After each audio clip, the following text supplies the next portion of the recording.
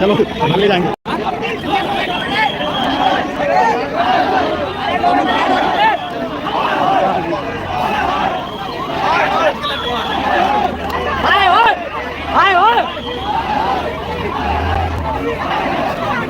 चलो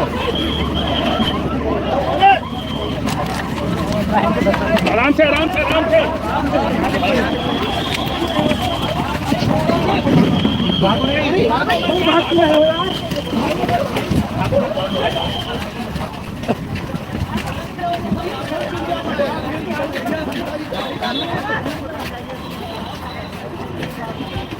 दोस्तों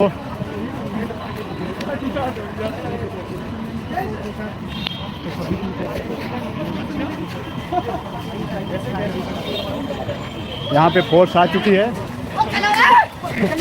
फोर्स आ चुकी है। देखो फोर्स आ चुकी है, लाठी चार्ज कर।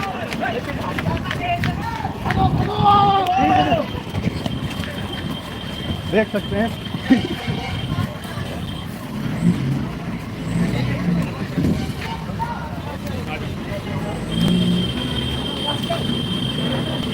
क्या करना।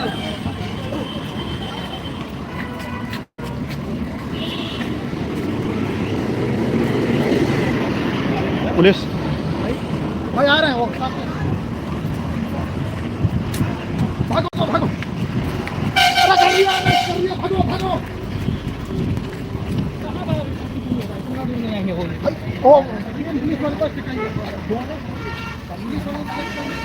आंदोलन हो रहा है यहाँ पे और पुलिस वाले आ चुके हैं। देख सकते हैं हमारे फैकल्टी अभी अंदर हैं, कुछ लोग अरेस्ट कर रहे हैं। ये लोग युवाओं की बात नहीं सुनी जा रही है और डरा धमका के भगाया जा रहा है।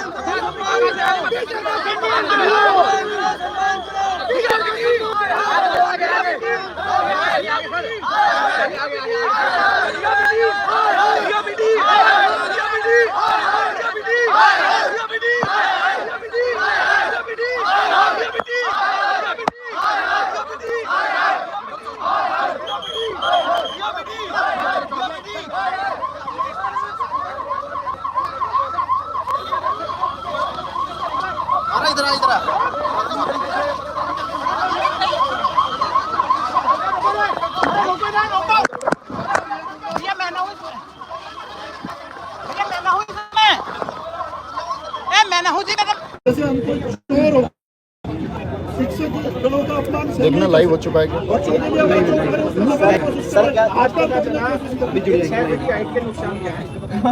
सबसे पहले पकड़े जाते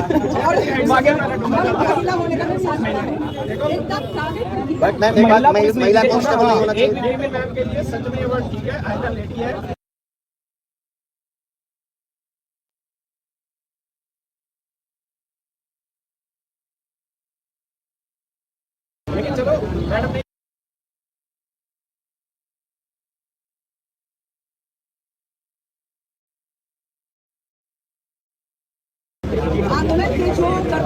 अभी तो पता नहीं कहाँ छोड़ेंगे। देखो मैम आप समझ नहीं रहे, यही रिलेवन है कि बाद में बेटे देना पुलिस से दोनों। प्यारे साथियों नमस्कार। आप सब लोगों को पता है कि आज सब लोग इस देश के टीचर्स और लगभग बहुत सारे टीचर्स थे जिनको सुबह से ही गवर्नमेंट प्लानिंग कर रही थी कि इनको इकट्ठा ना होने दें। फिर भी लगभग मैं कहूँगा देश भर से ज़्यादा 100 से ज़्यादा टीचर्स यहाँ थे और अभिनय सर थे, आदित्य रंजन सर थे, अंकित भाटी सर थे, संजीव सर थे, राहुल तेवतिया सर थे, राहुल शर्मा सर थे और सभी चैनल से नीतू मैम थी, विक्रमजीत सर थे, काजल सिहाग मैम थी, बहुत सारे लोग यहाँ थे। सब लोग यहाँ पर पहुँचे हुए थे। तो इन लोगों ने प्रॉमिस किया कि डीओपीटी से बात करेंगे। तो 4 लोगों का हमारा नाम हो गया। बात करने जाने वाला था मैं, अभिनय सर, नीतू मैम और राकेश सर। हम चारों बात करने जाने वाले थे। उन्होंने कहा कि हाँ आप चारों की बात करा देंगे। इसके बाद में ये लोग थोड़ी देर हमको वहाँ होल्ड करते हैं, आश्वासन देते हैं और उसके बाद ने इसको मतलब इतनी लाठियाँ बजाई हैं। कोई फीमेल स्टाफ नहीं है उनके साथ में। हमारे साथ फीमेल मैम भी हैं, मैडम थी, बहुत सारी मैम थी। सबको लाठियों से पीटा गया और सबको खचेड़ के बस में भरा गया कि भाई खींच के बस में बिठाओ सब लोगों को। संजीव सर का लेफ्ट हैंड टूट गया और इतनी लाठियाँ सब लोगों को मारी है। अंकित सर के ऊपर इन लोगों ने हाथ छोड़ा है, मतलब बदतमीजी की है। यार हम दिल की पुलिस समझते थे, ये दिल की पुलिस है, लेकिन समझते हैं कि हाँ एक दबाव होता है प्रशासन का, वो सब हम समझ सकते हैं। लेकिन हमारा सिर्फ लाइव आने का उद्देश्य ये है कि आप गवर्नमेंट तक ये मैसेज भेजें कि इस देश के यूथ की बात को आप क्या लाठियों से दमन कर देंगे?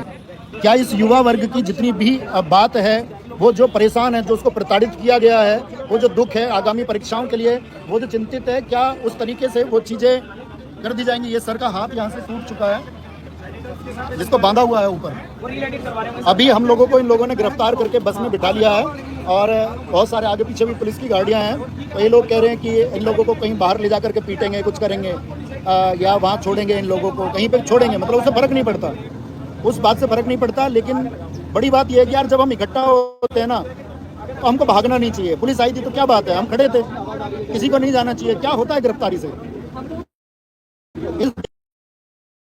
भविष्य को सोचते हुए फांसी के फंदे पर हंसते हंसते झूले थे। इस बात के लिए झूले थे कि हम एक बेहतर देश बनाएंगे, एक हम सशक्त युवा बनाएंगे। लेकिन क्या वो सशक्त युवा ये सरकार बना रही है? क्या डीओपीटी की ये बात, और आप सब लोगों को अपनी बात डीओपीटी से रखनी है। ये जो एसएससी कर रही है, डीओपीटी जो कर रहा है, क्या इन लोगों के पास इतना समय नहीं है कि प्रतिनिधित्व करने वाले 4 टीचर से ये इकट्ठे बात सुन सकें? क्या उन सब लोगों की बातों को सुना जा सके कि भाई लोग दरअसल में चाहते क्या हैं? क्या संशोधन हो ना हो वो विचार योग्य रहेगा, उस पर विचार किया जा सकता है। लेकिन क्या इस तरह से लाठियों का प्रहार करके, आप लोगों को पता होगा लाला लाजपत राय ने एक बात कही थी कि मेरे सिर पर लाठी का एक एक प्रहार अंग्रेजी शासन के ताबूत की उभरेगा। और मैं ये कहता हूँ इस देश के अध्यापकों पर यदि लाठियां बांधी जाती हैं तो इस देश के युवाओं की आवाज को दबाने का काम तुम कर रहे हो। ये सिर्फ तुम अध्यापकों के ऊपर लाठियां नहीं पीट रहे हो, ये तुम काम कर रहे हो कि इस देश के युवा के भविष्य को हम लोग दबा देंगे। भविष्य की बात कोई भी की जाएगी, शिक्षा की बात कोई भी की जाएगी तो उसको लाठियों के दम पर दबा दिया जाएगा। और ये डीओपीटी की या इस दिल्ली पुलिस की हम कहेंगे कि इस तरह की जो भी ये कार्रवाई थी ये एकदम से शर्मनाक है। और इन्हीं शर्मनाक कार्रवाई के बारे में हमने भी उम्मीद नहीं की। और कोई फर्क नहीं पड़ा दोस्त, इस प्रक्रिया में जान जाएगी लेकिन ये आवाज उठती रहेगी। और डीओपीटी को ये बदलाव करने होंगे। डीओपीटी को ये स्वीकार करना होगा कि वो एडीकीटी जैसी इन संस्थाओं के साथ में, भ्रष्ट संस्थाओं के साथ में बच्चों के भविष्य को नहीं संवार सकती है और बच्चों के भविष्य को बिगाड़ा नहीं जा सकता है। जिस एग्जाम प्रोसीजर पर ये चल रहे हैं, सिलेक्शन पोस्ट के बच्चों के साथ जो इन्होंने किया, उसी गड़बड़ी के, उसी मानसिकता के माहौल में जो ये स्टेनो के एग्जाम के साथ में करने वाले हैं और वही ये सीजीएल के एग्जाम के साथ में भी करने वाले हैं। तो इस तरह से बच्चों के भविष्य को अनदेखा करके यदि आप कह रहे हैं कि हम एक न्यू इंडिया बना रहे हैं तो मैं ये कहता हूँ ऐसे न्यू इंडिया की जरूरत हमको बिल्कुल नहीं है। हमको वो सशक्त भारत चाहिए, हमको वो सशक्त लोग चाहिए जो इस छात्र वर्ग के बारे में सोचते हो, जो स्टूडेंट्स के हितों की चिंता करते हो, जो इन स्टूडेंट्स के बारे में सोचते हो कि एक भी बच्चे की आंख से यदि आंसू आता है तो मैं उसको